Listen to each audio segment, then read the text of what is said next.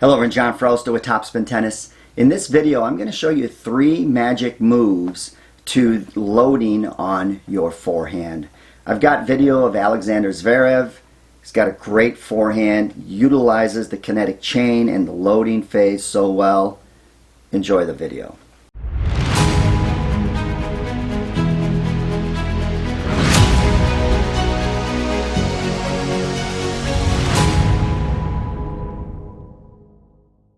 So before I get into the 3 magic moves, let's discuss why do we load on our ground strokes or on the serve. There's one reason. It's the kinetic chain, utilizing all these forces to absolutely just have maximum power going into the ball. The analogy I like to use is just think about if you're on stilts. If you're on stilts, there's really not a lot of kinetic forces in play. Your legs are straight. You're really not rotating. It's basically just a linear movement and not a lot of stored energy, correct? In tennis, it's a lot different. Notice how Zverev is really loading here. Look at how his knees get into a nice bent position. He's coiling beautifully here. Notice the rotation. So we've got a ton of forces here. This is not a linear movement. Basically, what he's trying to do in this position is store as much energy as possible into his body, and then he's going to push off the ground to initiate and rotate, and that racket head coming through is the last thing to whip through and generate power. So let's go ahead and look at magic move number 1, and that's really the timing of the load. Or a lot of times I like to use the ball as a reference point, and it's a perfect reference point for the timing of the loading. So what I like to tell my students is you want to trounce with the feet as the ball bounces. So you trounce when the ball bounces. Once again, watch the ball bounces. Notice how both feet are on the ground when that happens. And then as that ball starts rising, here's his full loading position. So let's look at the characteristics here in this position. Notice how 90% of his weight is on his right foot. So here's that 90-10 position I like to talk about. Look at his non-hitting arm.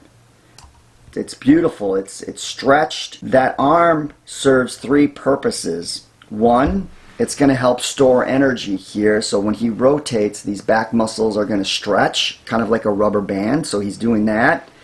The other thing, it's going to help as far as a reference point on where to hit. So see this ball and see his arm. Watch how the ball will travel to right along this line here. And that's a perfect reference for spacing.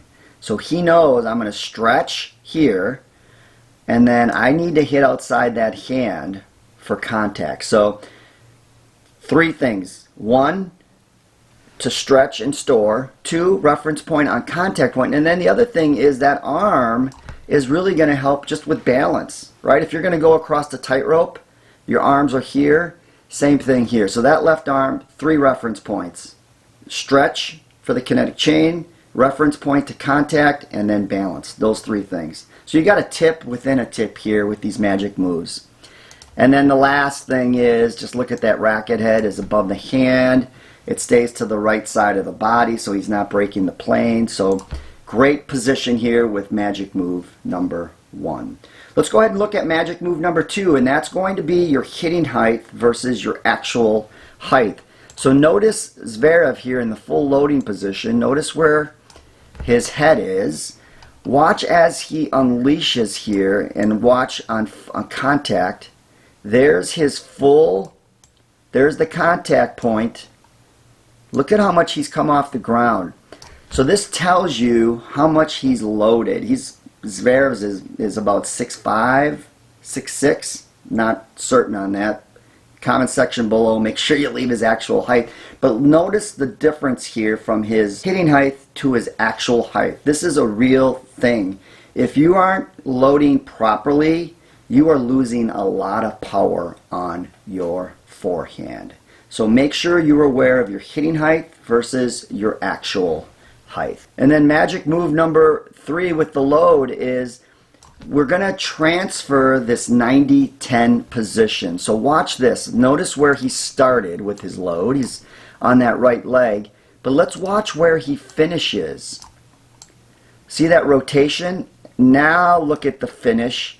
And he's transferred his weight to his left foot. A few things that help with this. The open stance I really, really like. But if you are loading properly and utilizing that kinetic chain properly, you should transfer that weight from the right foot to the left foot. And that's magic move number 3. I hope this helps. Thank you so much. We hit 10,000 subscribers. We are growing, and it's all because of you. You've got the best fans and subscribers on YouTube. So thank you so much. If you haven't done so yet, make sure you hit that subscribe button.